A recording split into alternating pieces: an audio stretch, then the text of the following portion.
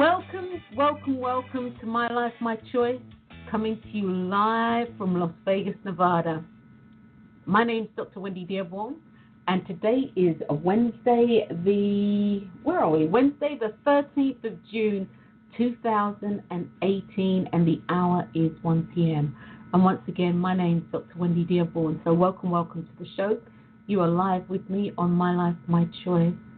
So guys, this show really, it's all about me, it's all about you, it's all about us creating the lives that we want to live, using the power of our conscious choice to get there, and the power of our conscious awareness of the choices that we are making. Because as you know, for those of you who have listened to the show and or are new to the show, this truly is about the first universal law of attraction, and that is the law of choice. Everything that you do in life is predicated on you making a choice. And that's also not making a choice as well. It's all choice. Nothing happens in your life without you first making a choice. And so really and truly, this is what this show is all about. And as I said, it's about the first law in the laws of attraction. That's the other thing. For those of you who are interested in the laws of attraction, it isn't the law of attraction, it's the laws of attraction. And so guys, once again, welcome to the show. I'm flying solo today. I'm without my co-host, who is Olivia Lashley, so she will be unable to join us today. So that being said, how do we help people, the people we love, get through hard times in life? And that's hard times in their life, and of course, subsequently, it can roll down to hard times in your life. So, as I had said in the synopsis here, in life, we want our loved ones to be happy. We want our loved ones to be whole. We want them to be capable. And, we want to see them as complete. We want to see them healthy. We want to see them wealthy, wise, and living a life that is a pure joy, or living a life that's a pure joy to behold. And it's really inspiring that we are a part of that joy as we see it, it's working right.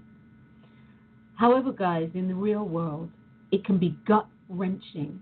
It can be gut-wrenching and it can be painful.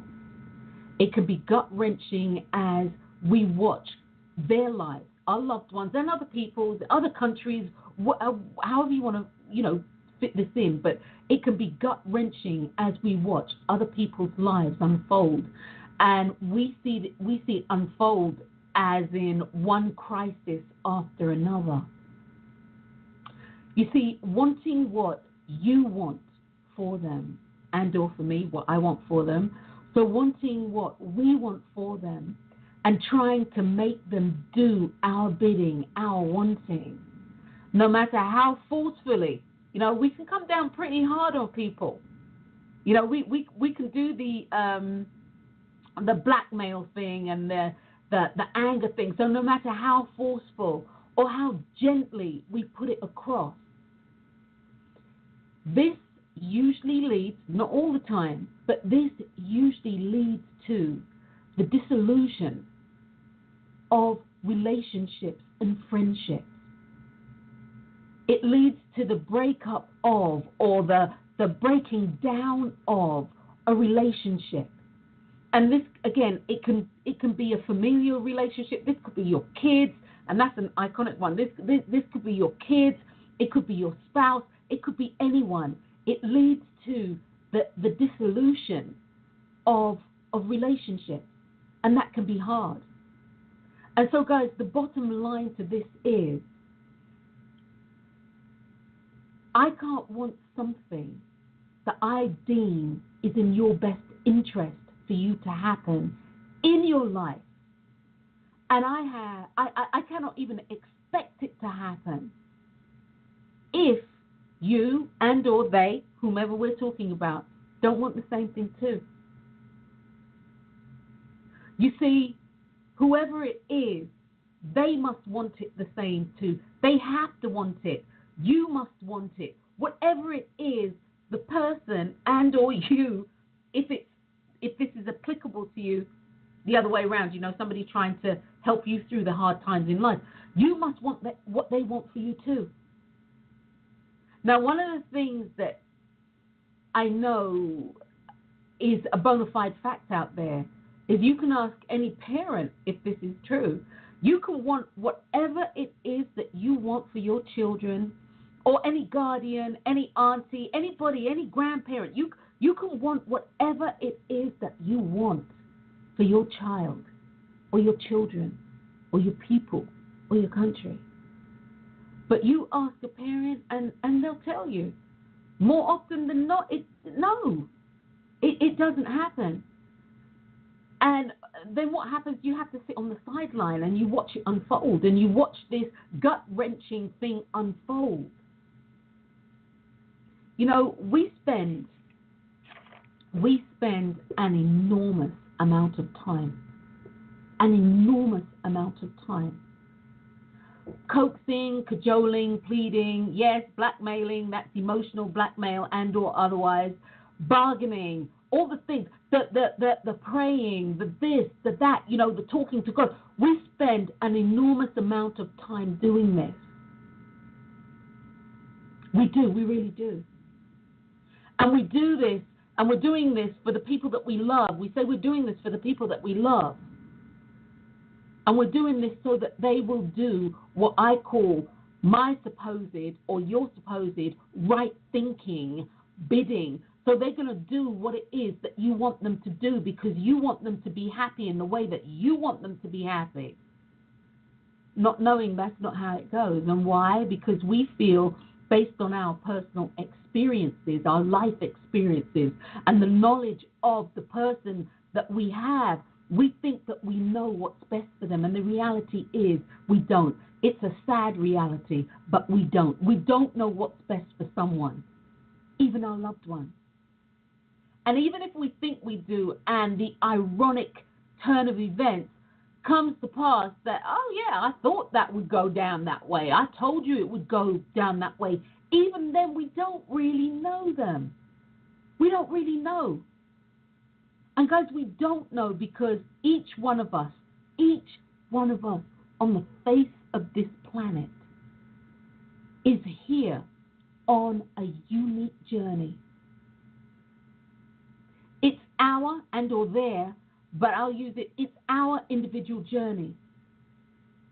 Because this page in the book of a life that has been given to me by the divine, this page in the book of life belongs to me. It belongs to you. It belongs to them. Only to them. Only to you. Only to me. This page is mine. And this page has, by the divine, been allocated to you. Everybody has a page in the book of life. Everybody. It's my personal belief that if you do not have a page in the book of life, or the page is removed, you cease to exist. You cease. You go back into that energetic stream, and your energy is divided up, across the whatever it is, the expanses. You cease to exist as the energy stream that you are now. You see, that page has been allocated to you. And this, in truth and honesty, this is a whole show by itself, your book of life. And that page has been allocated to you and only you. And as such, you are the creative writer of the text that goes into the book. You're the creative writer. So, guys, the key to helping someone isn't so much about telling them what to do as it is how you show up in their life. You see, how you show up in their life will be indicative of how they're going to respond to life. So again, how you show up in life to them, how you present yourself to them, is going to be indicative of how they respond. I've said this on this show all the time. When I talk to the women at Shade Tree, I say this all the time. the only person that you can control is yourself. You can't control anybody else. You absolutely cannot control anybody else, because if you did, shows like this would be obsolete. They'd be unnecessary. If you did, places like the Shade Tree, which I speak at every Tuesday, for battered, displaced and abused women, etc. Places like Shade Tree, they wouldn't need to exist. You can't control anybody. Most people have a hard enough time controlling themselves.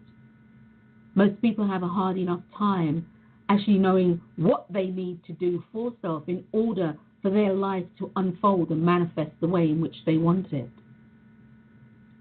So thinking that you can help other people get through their hard times by telling them what it is they must do is a fallacy, and one that I can personally say on a professional level, I learned that quick, fast, and in a hurry, which is why I don't really counsel people anymore. I coach people. I don't counsel people anymore simply because when it goes wrong, and invariably it will go wrong, if they are not in tandem with it, if they're not believing it, if it doesn't come from them, and it will go wrong, they'll lay the blame at your feet. And I'll never forget, I'm at work one day, and I had 6 clients or so. And out of the 6, 5 came in, and I can see this vividly in my mind. 5 came in, and they literally said to me, "Oh, you suggested that I do so-and-so, and I did it, and it didn't work. So now what do I do?" And I was like, oh my God, I don't want this responsibility. I don't want to do this. And I remember sitting, looking out the window, and I was like, I'm done. I'm done. I'm going to shut up shop. Even though I had, maybe 3 years left on my lease. I mean, we could take care of that. I'm gonna shut up shop. And then, as is the way in my life, when I ask for something specific, and I literally said, I don't know what to do, but I know what I don't want. I don't want this type of responsibility. I don't want to be telling people what to do. I don't want to come up with ideas to figure out how to fix somebody's life. I don't want to do that anymore. What I want to do is just help people understand what it is that they want. And the telephone rings. I'm sitting there and the telephone rings. The universal creator, known to me as God, when you're clear and crystal clear, will move people, places, and things so you can have what you want, but you need clarity. But that's a whole nother story. Where I was going with this is, as we do want people to be happy, and I really do, in my practice and what I do in my personal life with my family, in my business life, with my peeps like Shirley, my girl, my sister, my spirit sister, I want people to be happy. That being said, I also recognize that they're whole and they're capable and they're complete. I also recognize that people, while they may need support, they don't need me to tell them what to do, because everybody intrinsically knows what they want to do. Everybody intrinsically knows what they want to do. So how I show up in the relationship is really important. The other day, actually recently, and I think this is perhaps why this show has come about, people have been saying to me, I don't know what to do. What should I do? Or what do I think? And my clients will tell you. My family members, some of them for the most part, will tell you. I'll say to them, what I think doesn't matter. It's what you think that counts. And that's the name of the game, because people are going to make choices based on what they think, based on what they feel, based on what they see, based on what they hear. They are going to make choices based on all these sensory experiences that they have, so that they can and they will make a choice that's in the best interest of self, or according to them is the best interest of self.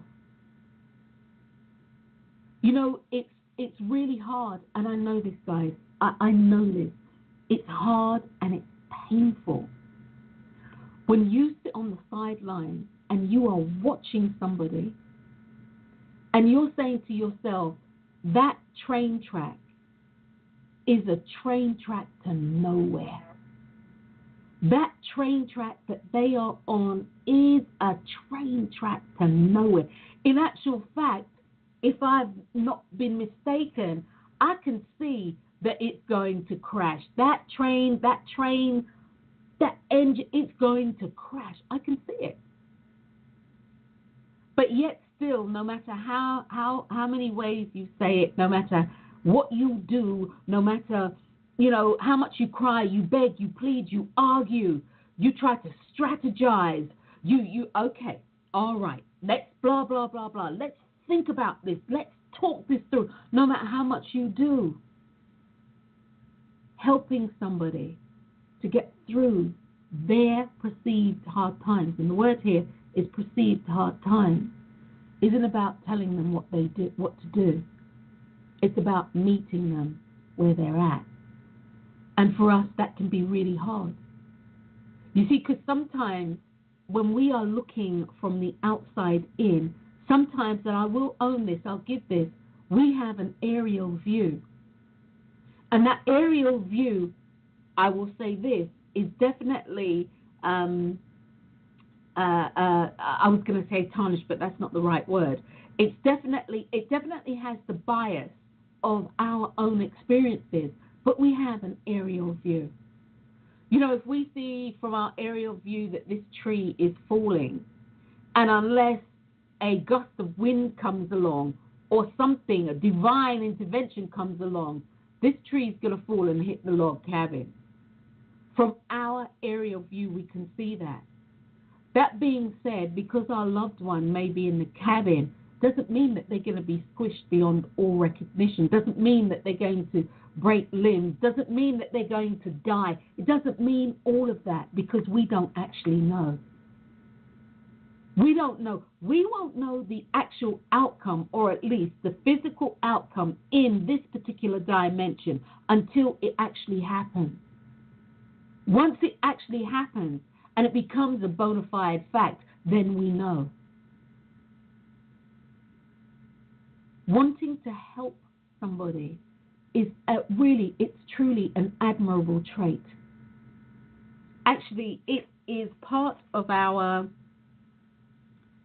not only our genetic makeup, our species makeup, it's part of our spiritual makeup. And I've spoken about this on the show before. It's part of our spiritual makeup, because I truly do believe, and I believe based on my experience, having a near-death experience, that we come here with soul clusters. And soul clusters are people who are not just your physical family, but they're your spiritual family. They're your spiritual family. There's a bond that transcends the flesh. And this bond is a bond that is created in, I'm going to say, the celestial realms or the heavens, or whatever term makes you feel comfortable. There's a bond. There's a bond. And this bond is your cluster. And this cluster are a group of people who, in this lifetime, you have a connection with. So as a result, we come from a spiritual place of a group setting. And in life, we definitely, I would say, are drawn to this thing that we need to be in a group.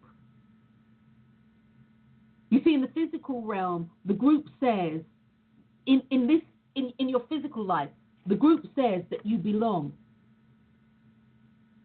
In your spiritual life, you belong.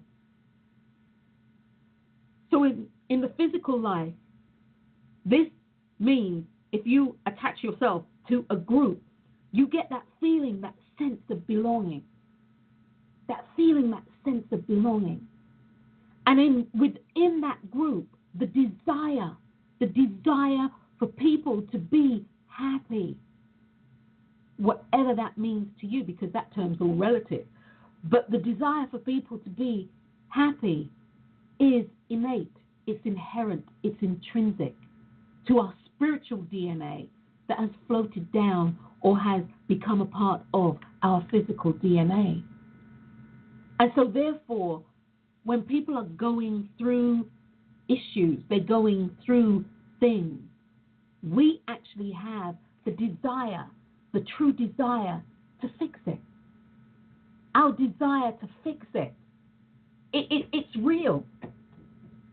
And so then we start looking for ways to fix what we think is wrong. But what we think is wrong, is perhaps what somebody needs to get to where it is that they need to be. You know, in order to understand that you are not bound by how shall I phrase this, guys? Okay. Now this might sound really, really, really harsh, okay? And I'm going to use myself as an example. But in order for me to understand and appreciate that I am not bound by the constrictions or the constrictions that are put out in life by society, I'm not bound by my desire to please people, because I used to bend myself into a pretzel until literally, and I mean literally, bits started eroding and falling off, and I mean literally. So in order for me to understand that I can make choice in the best interest of self, and in that, listen to what other people say and take what I need from that and hone it and use it and, use what works for me, but not necessarily what works for them, but use what works for me. I had to have a near-death experience. I had to have that experience so that I could stand on my own 2 feet and be able to say yes and be able to say no and be able to say, you can't fix me. You can only support me in what I want. You can't make me do what I don't want to do. And again, we spend an enormous amount of time every day thinking about this, thinking about how we're going to get, my spouse to, complete his education, go for the promotion. How am I going to get my spouse to, for her to cook every day and do all the things that I think she should be doing as a housewife?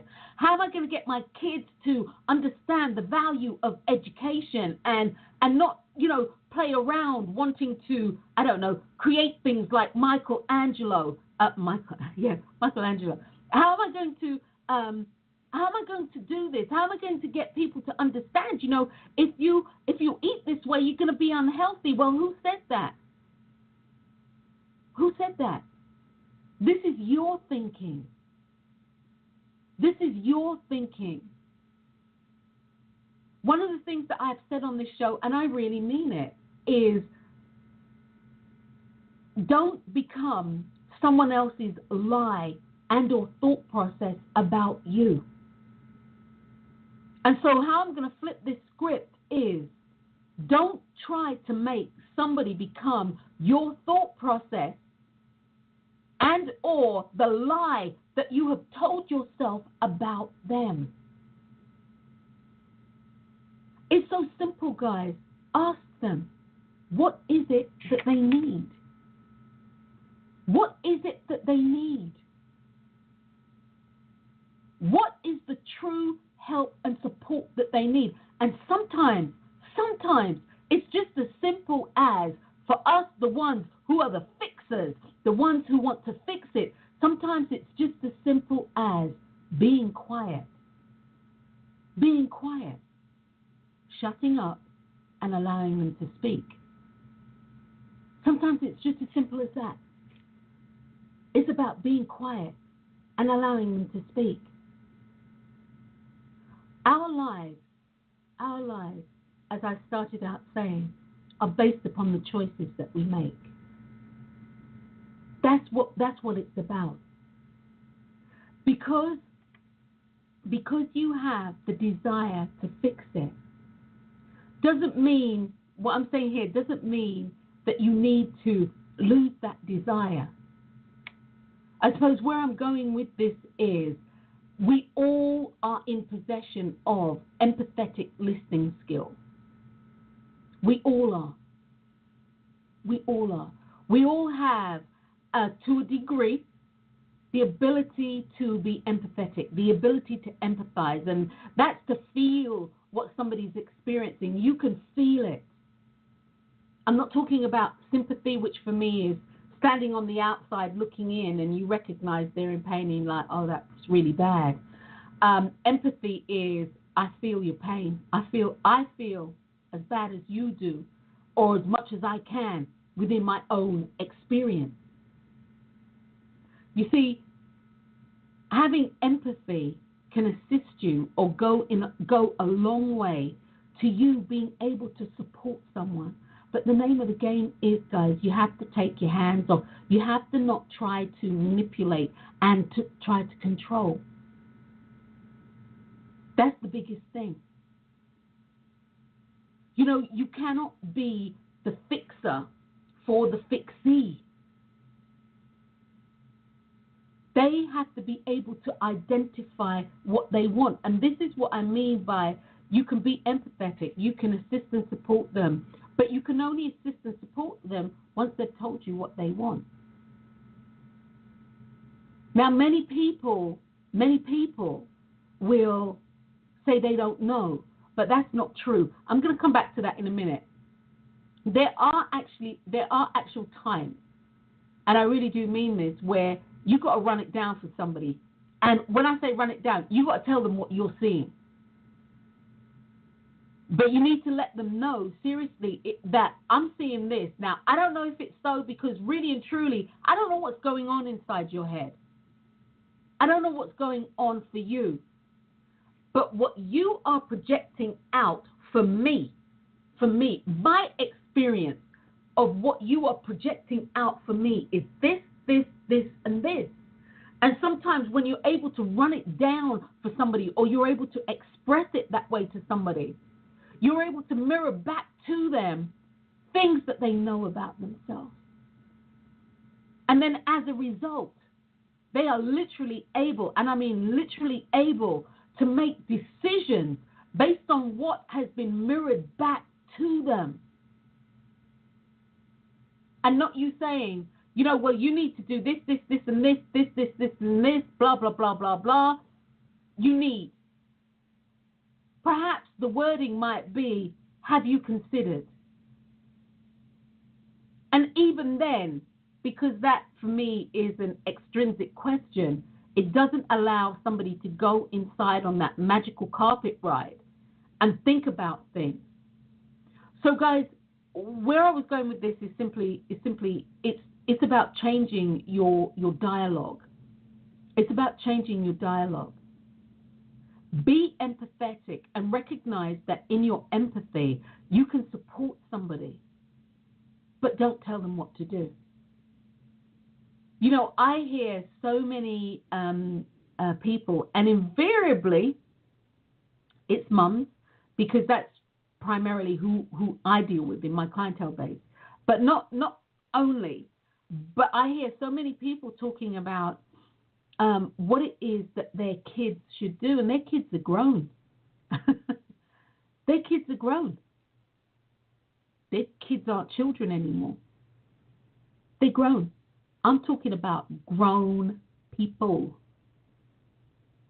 and I hear maybe they should do this. I think they should do this, and they need to get their money together so that they can budget and blah blah blah blah blah blah blah blah blah, and this and the people who they're running with. It's time for them to stop this. It's kind of crazy. They're 35 and they're still in this sort of like party scene and party mode. They really need to grow up and all this sort of stuff. Well, I'm going to be generous and say, okay, fine. You get to have those feelings and that expression because you're their parent. However, you don't get to put that on your child. I don't care how old they are. Well, that's not true. After a certain age, after the age of majority, I'm going to say 18. You don't get to put that on your child. You see, coaxing, cajoling, pleading, blackmailing, demanding, telling, bargaining, even talking to God about the people you love, doing your right thinking bidding, more often than not doesn't help. You see, the other thing is people have to be open. They have to be open to receiving what it is that you have to say. You let it be known. Come to me. Come to me. You come to me if you have a question. Call me. If you have a question, call me. And I'm not going to tell you what to do, but I'm going to listen to you. I'm not going to tell you what to do, but if you come to me, I will tell you what I think. And what I think shouldn't be confused with me telling you what to do. You see, again, we have this idea that we can fix people's lives, miraculously. But again, everybody's on their own journey. Everybody's having their own experience. Everybody is here for a purpose. And their purpose is to get to their purpose. The journey of life is about you getting to your purpose. And if you are blessed to figure that out, then your journey is living your purpose. And living a purposeful life doesn't mean that you are going to be, a rock star. Living your purposeful life doesn't mean that you're going to be, prime minister, president. Living your purposeful life doesn't mean, you're going to be Steve Jobs, I don't know, what's his name, Bill Gates, Warren Buffett, whoever. It doesn't mean that kind of spotlight. Living your purpose could literally mean that you are the hand that rock the cradle, that helps the child to mold itself, that helps the adult to connect to self, that becomes the person who changes the world. This could be part of your purpose.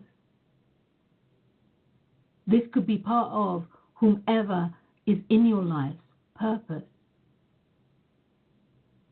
See, one of the questions, and I keep saying this every time I come on the radio or the podcast, and I say this, and I really am at some stage, I'm going to phrase it this way, I'm going to do this, and I'm going to talk about being able to have an intrinsic dialogue. Having an intrinsic dialogue with yourself is really important. Having an intrinsic dialogue or having an intrinsic dialogue conversation with somebody is paramount. Actually, both of them are.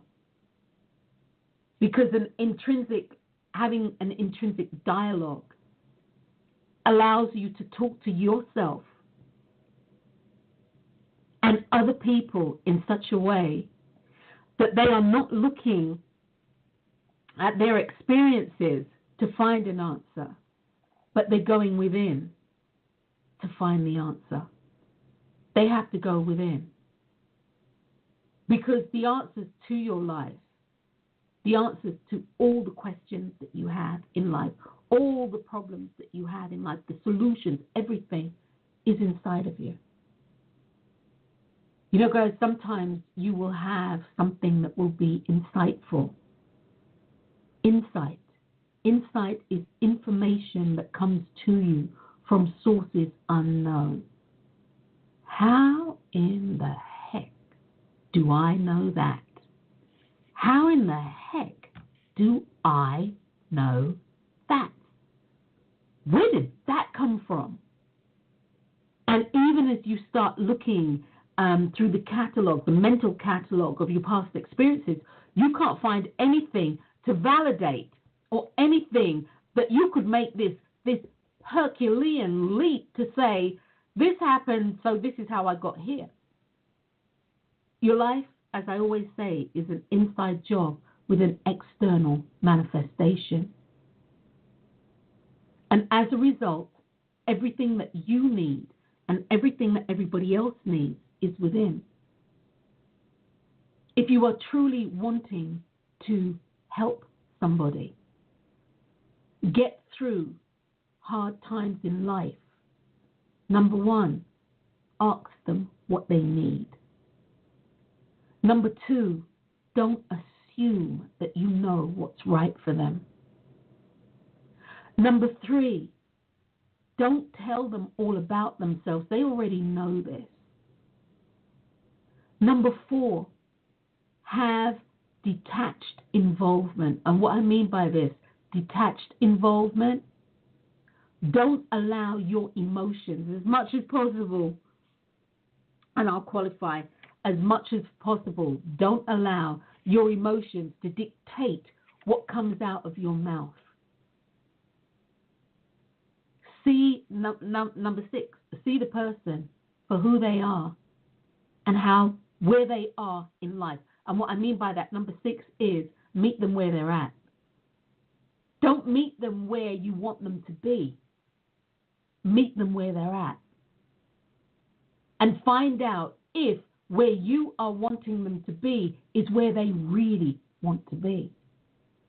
And you see, based on that, you can then make a decision as to whether or not you want to keep these people in your life, you want to keep this person in your life, whether you want to take a different approach, whether you just want to allow it to unfold.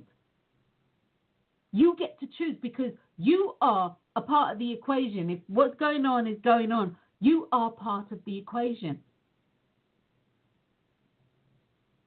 Number seven, and again, this is something I'm going to address, is the ability to have an intrinsic dialogue. An intrinsic dialogue is predicated on the question, what are you wanting? What are you wanting for your life in this moment? What are you wanting to experience? What are you wanting to accomplish? What are you wanting to change in your life? What are you wanting to heal? What are you wanting to feel? What are you wanting to know? This is the backbone of an intrinsic dialogue. But you see, people will say, how are you going to change your life? How are you going to have a different experience? How are you going to hear something different if you don't? Why don't you do this so you have that experience? Why are you doing that? Why are you wanting that? Why don't you do this?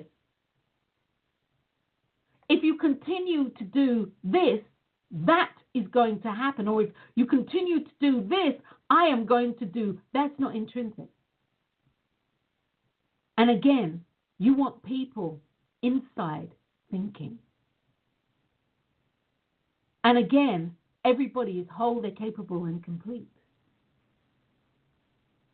What people need is support. They don't need to be told what to do.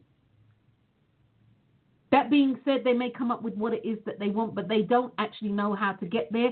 You might have that expertise to assist and support them in getting from where they are now, and this is a real coaching phrase, but getting from where they are now to where it is they say that they want to be. You might have that skill. And so from there, you can assist and support them even more. Many people will say many people will say that they don't know what they want. And as you've heard me say on this show numerous times, sorry guys, no offense, but you're lying. If people tell you they don't know what they want, they're lying. They may not want to articulate it. They may not know how to articulate it. They may not actually have given it any thought per se, and all these reasons. But they know what they want. As I say to the ladies in Shade Tree, what is it that you're wanting? And, they'll give the usual, they'd like to get out of here, have their own place, have their own space, etc. And my thing is, long-term view, what are you wanting beyond that? What do you want to happen beyond that? And they're like, I don't know. I just don't know. I just want to get out of here. Well, this is how many of us live our lives. And there's nothing wrong with that because, of course, we're told be in the moment, be in the now. That being said, what you do now is the thing that your future is going to be based upon. So you need to know what you're doing in the now, because the now is indicative of the future. What you do in this next minute will determine what goes on in the minutes that come after that. And it's important to understand. Living in the now doesn't mean that you are doing nothing other than showing up. Living in the now literally means that you are doing your inspired work. You're taking right action. You're doing inspired action for what it is that you are wanting to manifest in your life. So that being said, people will say that they don't know. And as I say point blank, this is who I am. You're lying to me. You're lying to me. That's a lie. And I have heard this. I cannot tell you. If I had $1 for every time I heard this, Dr. D, Dr. Wendy, no, you don't understand. No, baby, you don't understand. You see, I know you know what you want. I also know that getting to it can be a challenge because of all the emotional fallout, all the emotional chaos, all the emotional turmoil that you're going through. I know getting to it can be tremendously difficult. It can also be really scary. Because you see, when you clarify that you know what you want, you have just put yourself on notice. You have just locked yourself into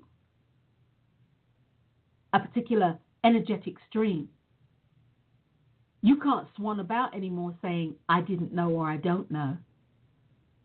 Or I don't know why this is happening to me, or I don't know this. You can no longer say that. Well, you can. But it's not true. Folding in your life, whatever is happening to you in your life, and again, guys, I'm not condoning anybody's bad behavior. I'm not condoning anything that has been perpetrated against you, your person, against your family, against your children, your husband, your wife, your spouse, your family, your country, your people, your earth, animals. I'm not condoning anything.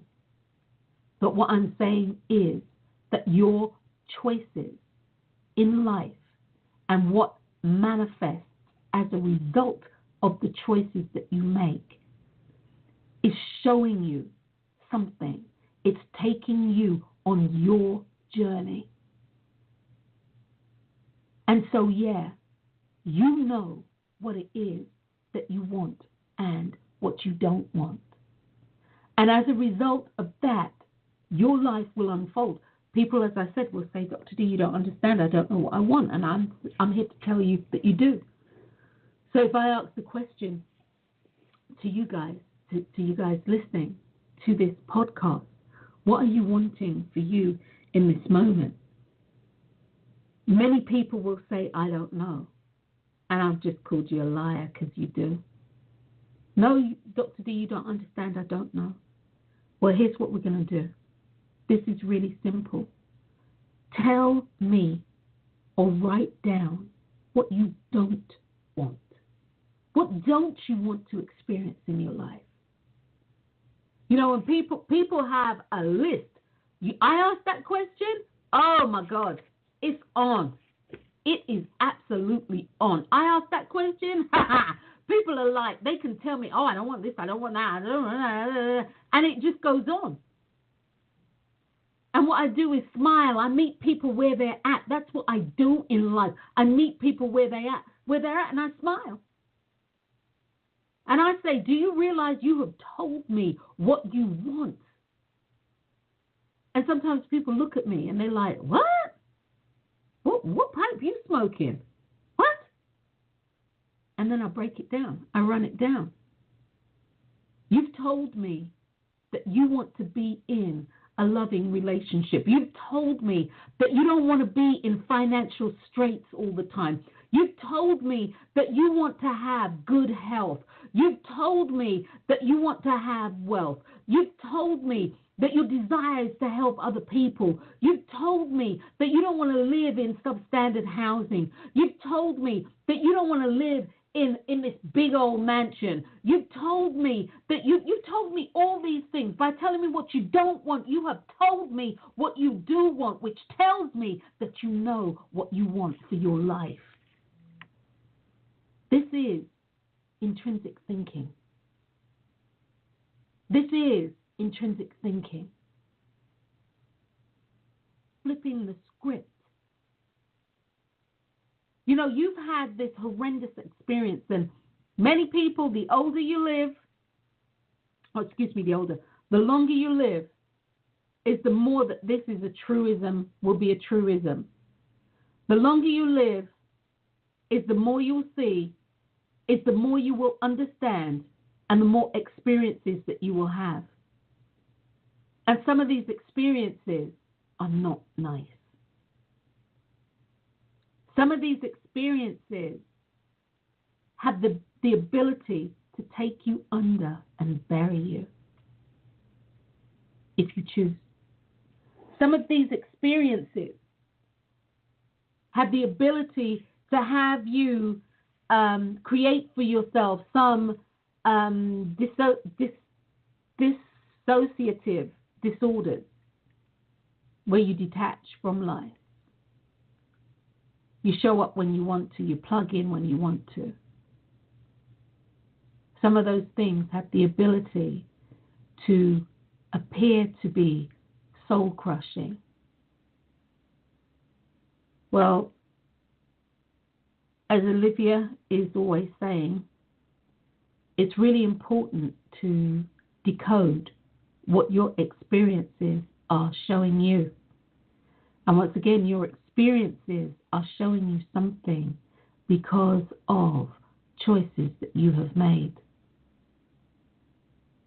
You may have said to yourself, I want to be a stronger person. I am a stronger person. Or I am going to be a stronger person. I am wanting to be a stronger person. And as a result, you have an experience in life that tests that to its fullest extent. That tests your strength to the fullest extent. That has you saying to yourself, how am I going to get through this? How am I going to get over it? How am I going to get under it? How am I going to do this?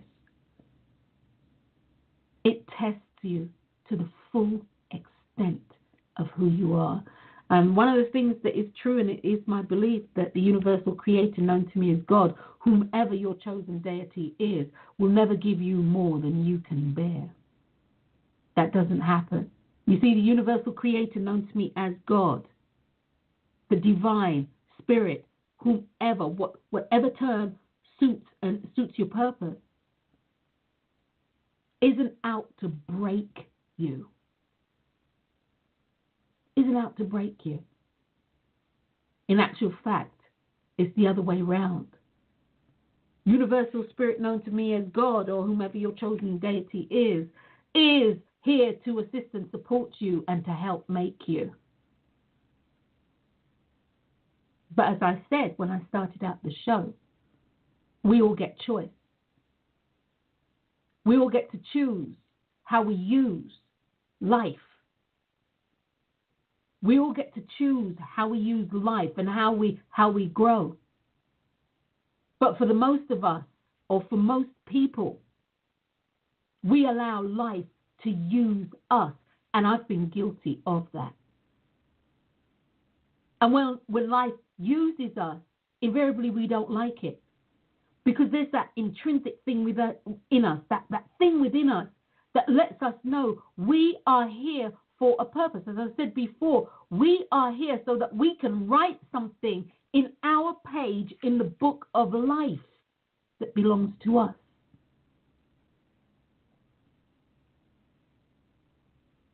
Can we help people go through hard times? Yes, we can. Is the process easy? No, it's not. It's not. But one of the biggest things is to ask people, how can I help you? And really mean it.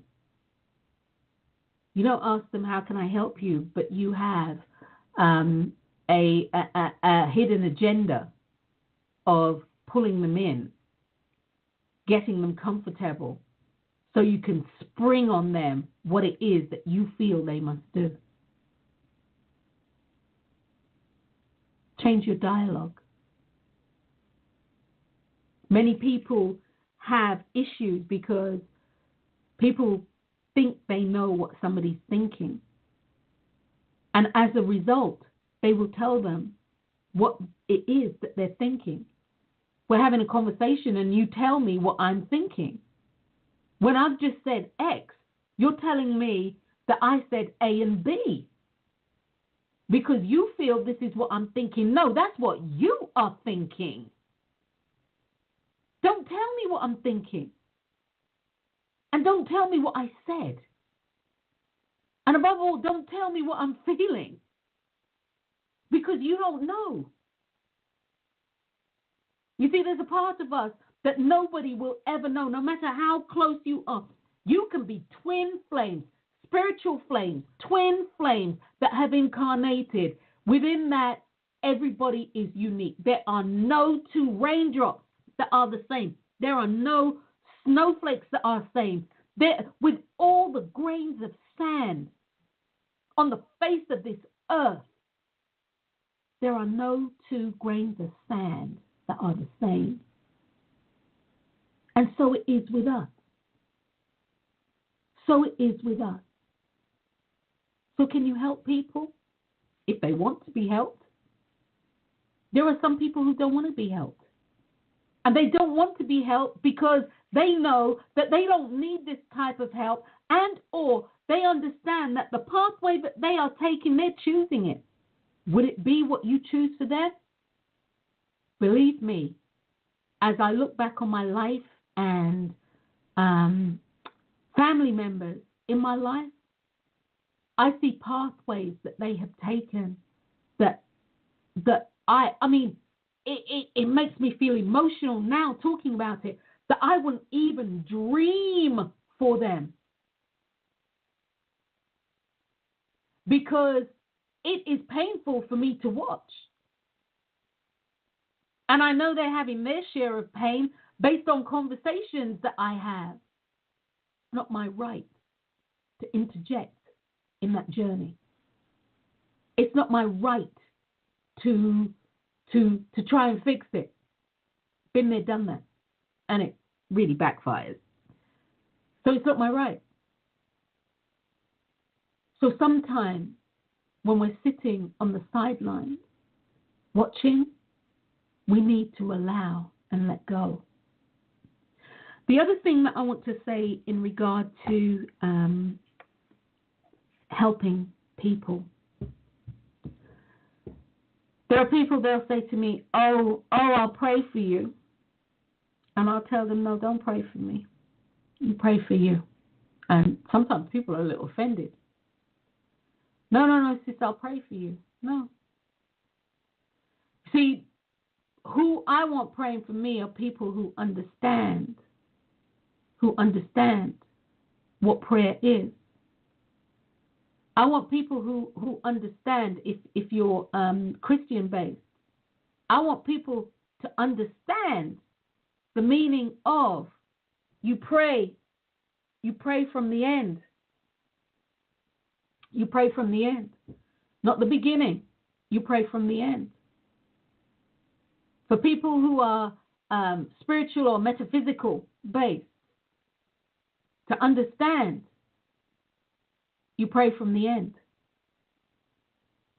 So where I'm going with this is, you can assist and support people, loved ones, without ever saying a word, actually to them. But you can say words for them. You can affirm for them. You can pray for them. But not pray begging, cajoling, pleading, bargaining with the universal creator known to me as God, Spirit, the God within, the Goddess within, whatever floats your boat. Not coaxing, cajoling, pleading, begging, bargaining. No. If you see someone that you love, and it is in your guesstimation, your opinion, which counts for you, that they are not happy, that they're afraid, or that they're not experiencing life, or that they're sad, or that they're confused, you can say the words to them. You don't have to try to physically unconfuse them. You don't have to try to physically fix them. You don't have to try to make them happy. But you can hold within your mind, within your heart, and I really mean this, you can hold the vision of them being whole, capable, complete. You can hold within your heart and within your mind the vision of their happiness, not yours, their happiness. You can ask the universal creator known to me as God. You can ask, or should I say, you can give thanks to God that they have found that they are looking for and that they are happy. You can do it that way. You pray from the end, and the end is saying thank you. Saying thank you with clarity for that which it is that you want to manifest. But you say thank you that it has manifested before you can see it in its tangible form. Getting off on a different track here, words are the most powerful things that you have. Words are a tool that people, I suppose because we speak, and we speak all the time, we don't even recognize how powerful our words are. Words are the most powerful tools that we have, or one of the most powerful tools that we have. You see, by your words, you will be justified, and by your words, you will condemn yourself. You justify and you condemn yourself, because what happens is, through your words, through the things that you speak into existence, it impacts you. It impacts you, and the impact can be good or bad. You will justify yourself or you will condemn yourself. Words are one of the most powerful tools that we have. And yet, we use them so cavalier. We're really cavalier when we use them. We're careless as well, actually, when we use them. And it's my personal belief is because we don't actually understand the power.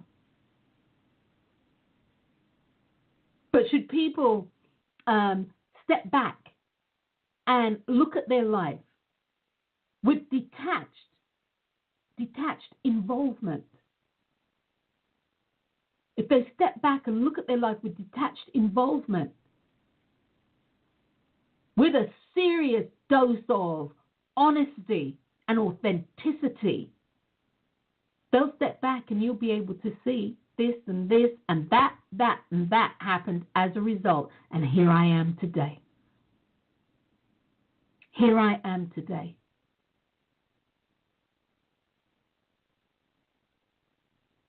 Can you help your loved one get through hard times? Yeah, you can. Same way they say you can take a horse to water, but you can't make it drink. The same thing applies. You can't drag people through their hard times. You can't.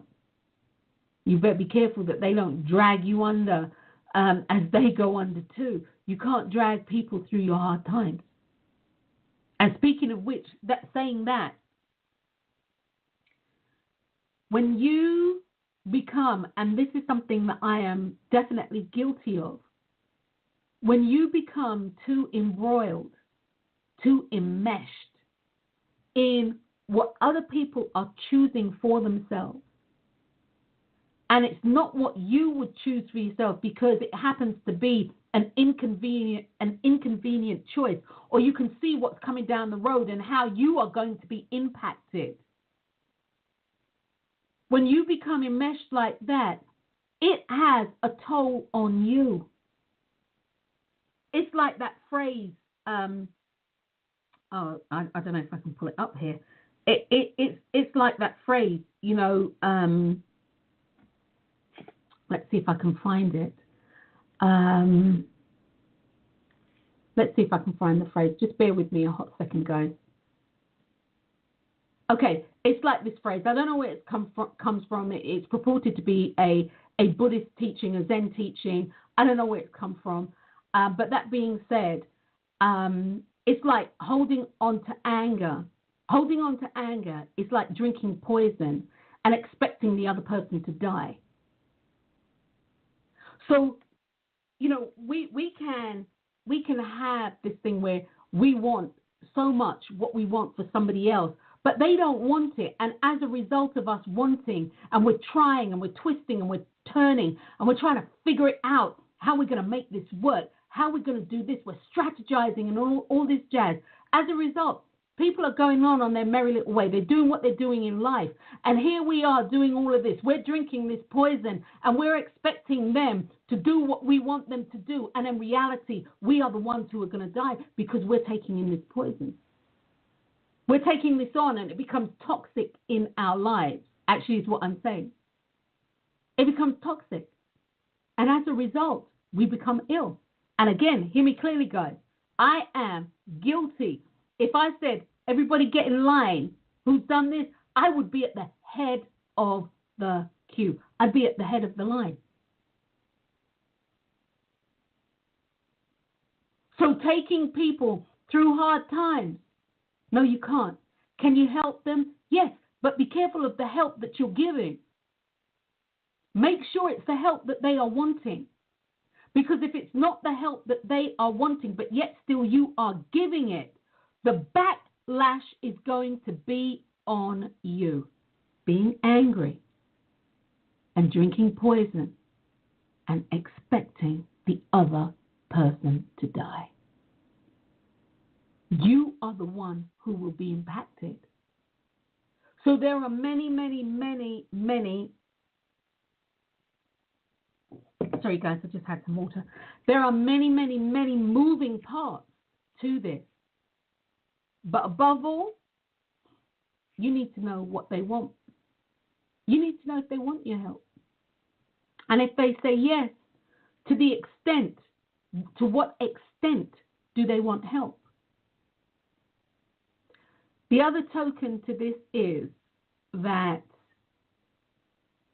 in giving help, when people have said that they want help, it's really important not to let people abuse you, take advantage, as we say in the UK, take the piss, wind you up.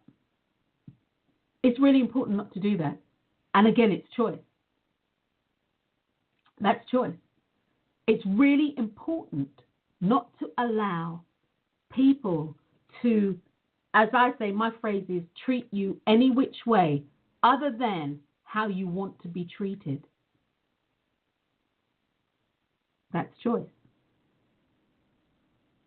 If getting them through a hard time means that you have to set yourself up for abuse, then that's the wrong kind of help. Getting them through a hard time means that they are going to steal your life force, steal your money, steal your energy, steal your time, to the point where, as I said a little while ago, it impacts you and your health, then you need to do something different.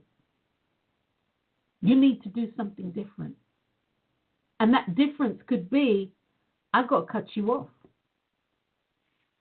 For my health, for my sanity, for my sake.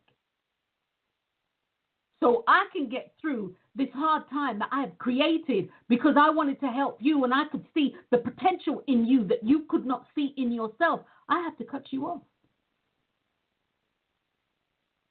Because I have just now buried myself under all this crap that all I wanted to do was help you. Well, you see, the name of the game with that is know what it is that somebody wants help with. And how much help do they want? How much help do they want? It's your job, if you're going to be helping somebody, to keep reconnecting with that. Is there something more that I can actually do for you? And you have to connect with yourself and be honest, is there something more that I really want to do, or have I done enough?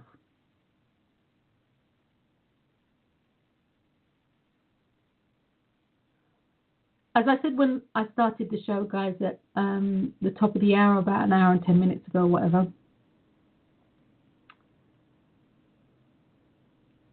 everybody here is having their own experience. Everybody.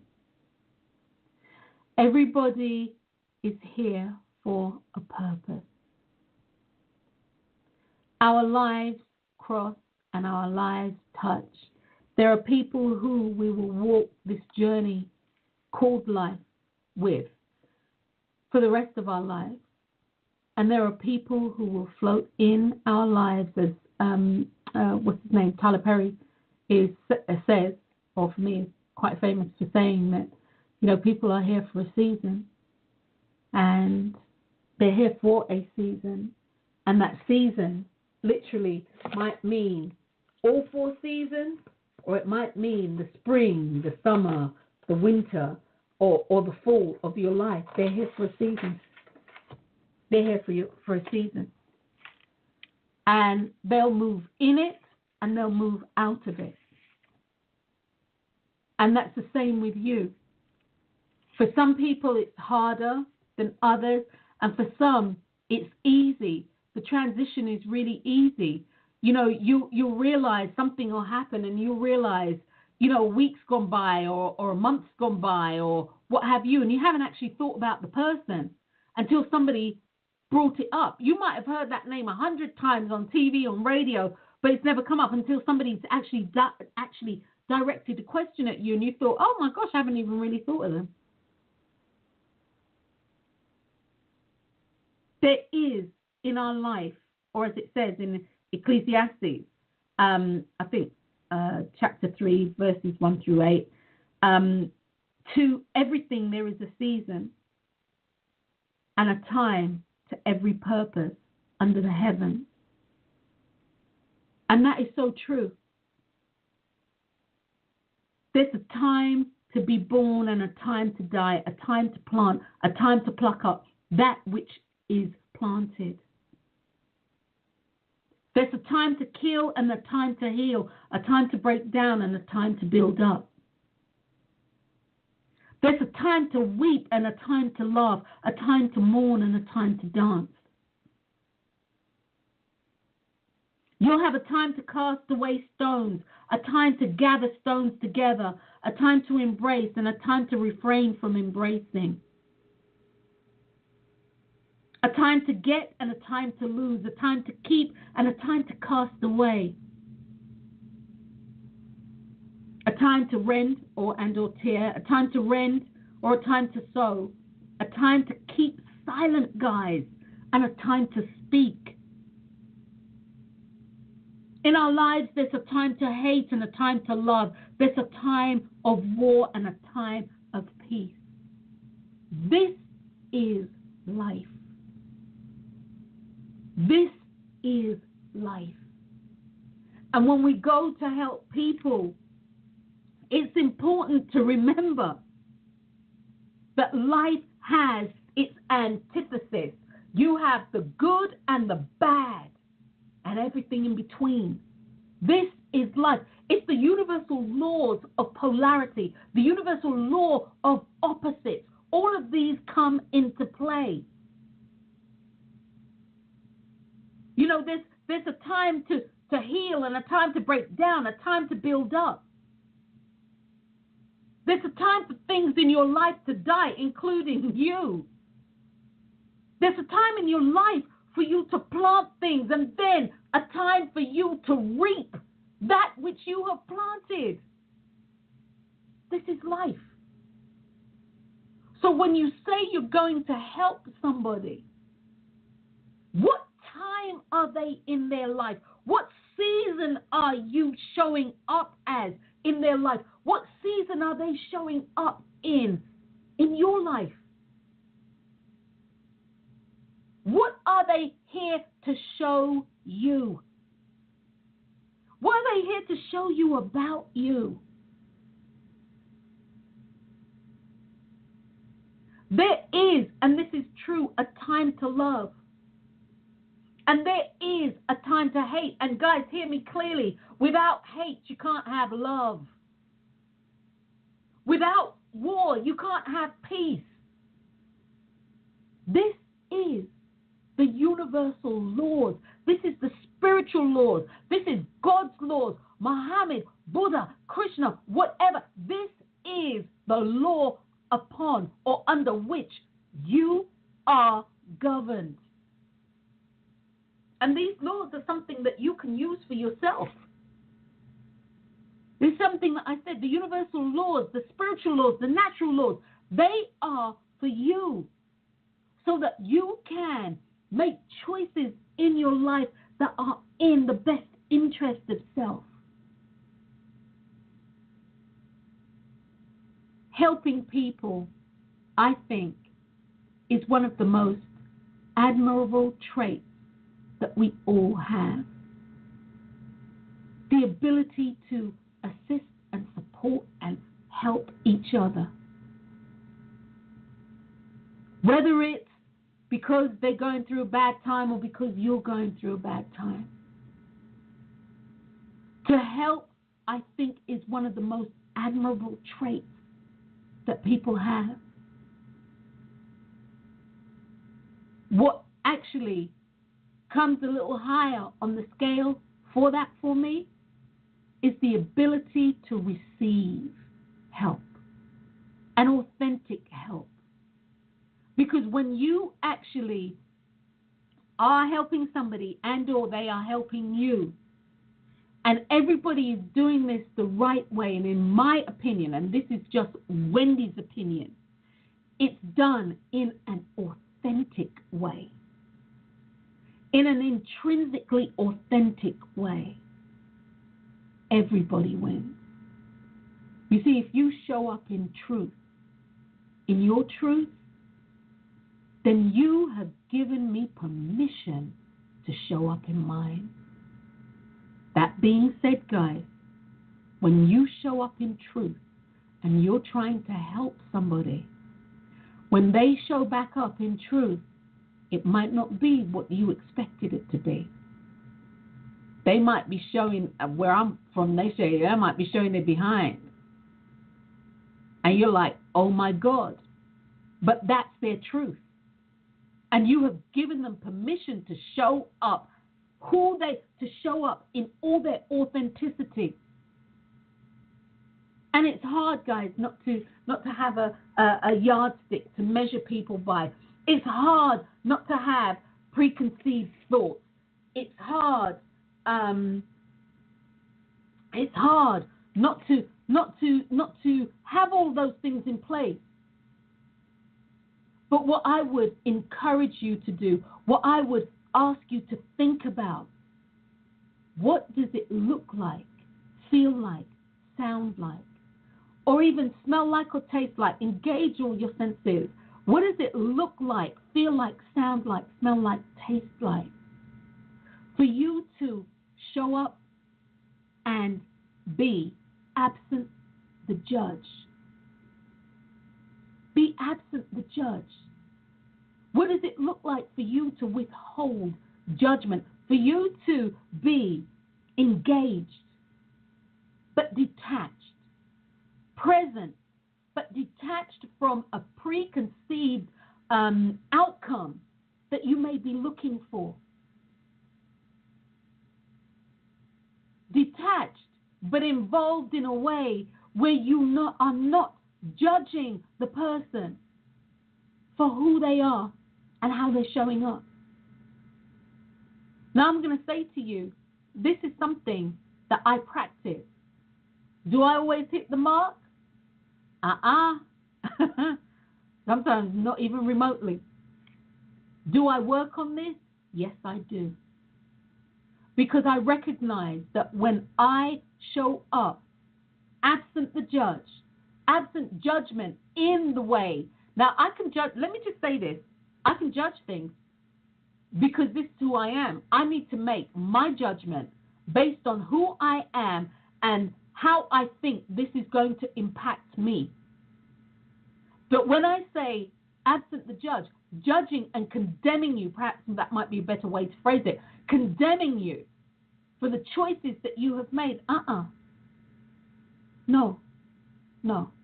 I know you made those choices based on you having whatever. You made those choices based on the best information that you had at that moment in time, based on what was going on. So it was the best thing for you at that moment in that time. And I respect that. I respect that. And as a coach, as a choice expert, I respect that because I know that the next choice that you make will be a choice that will build upon that which you say that you want. You're never stuck. You're never stuck. So guys, again, it's vitally important to understand that you show up authentically. And you show up and you are supporting people. You're not telling them what to do. You're supporting people. You are telling them what you need.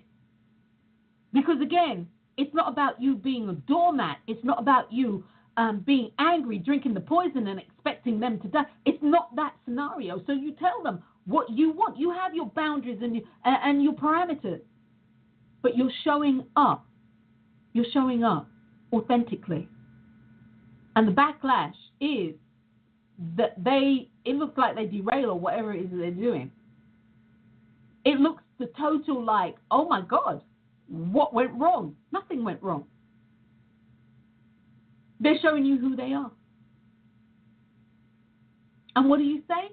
You say thank you. And you move on.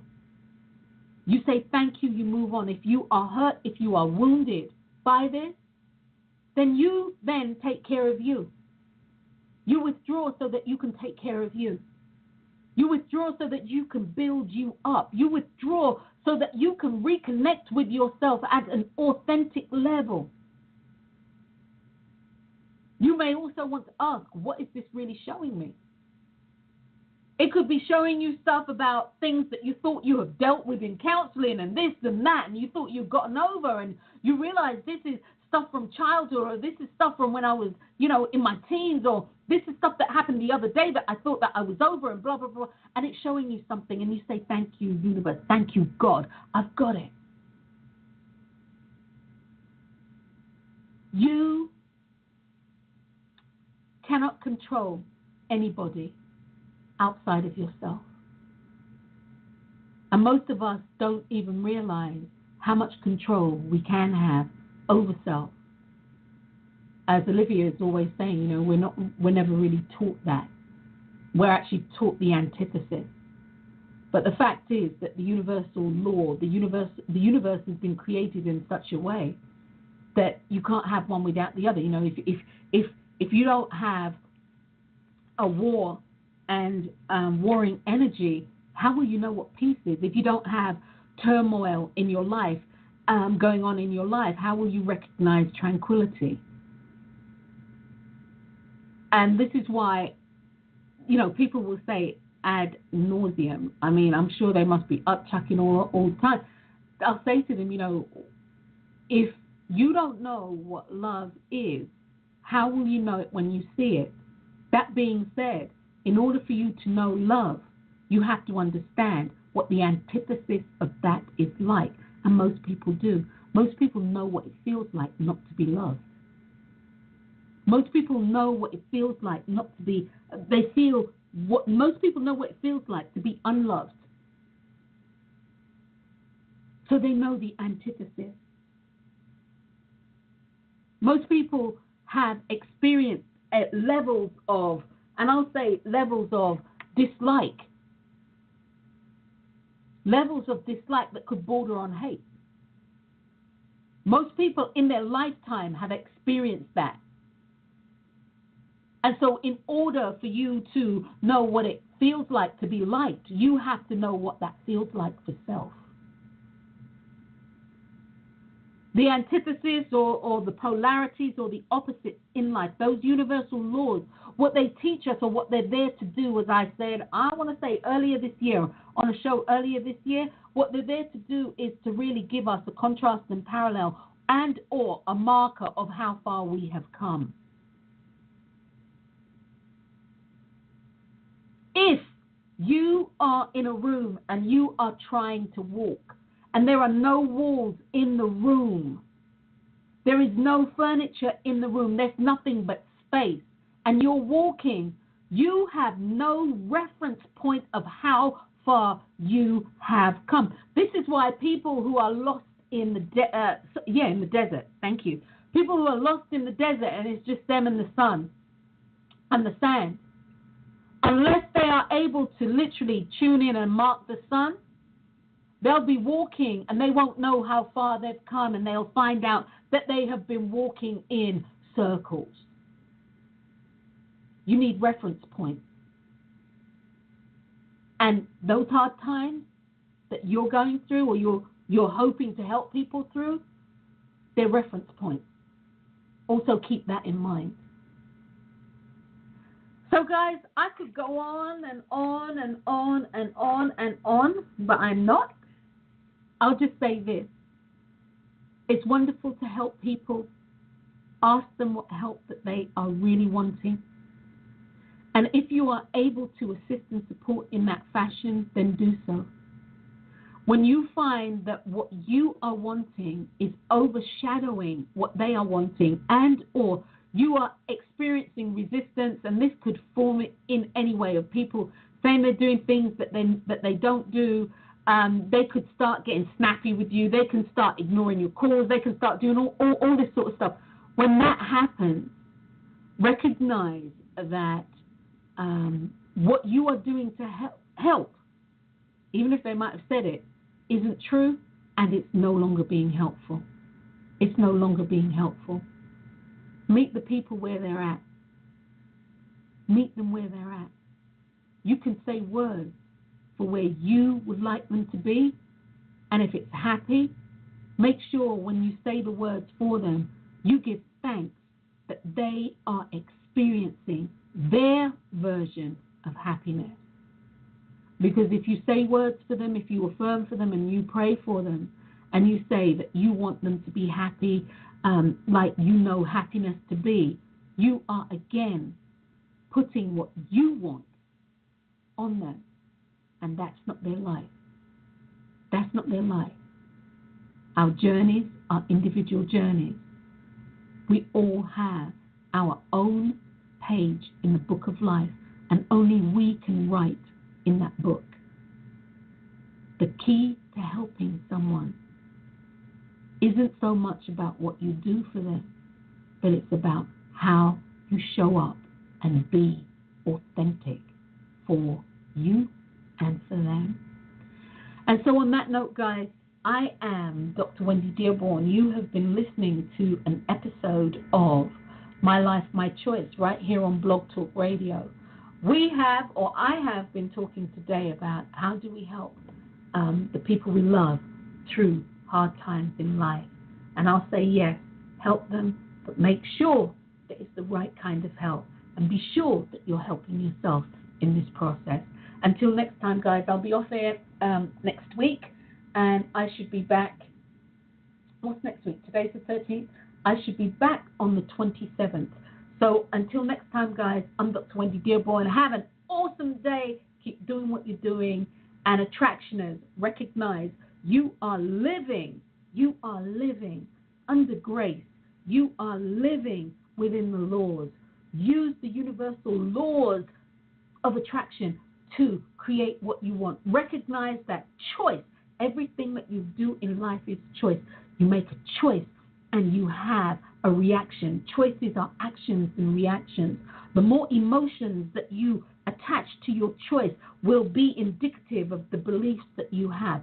That you believe, that which you believe is the thing that you receive. And until next time, guys, I'm going out on Spirit the Dove. Peace. Love the show. Peace.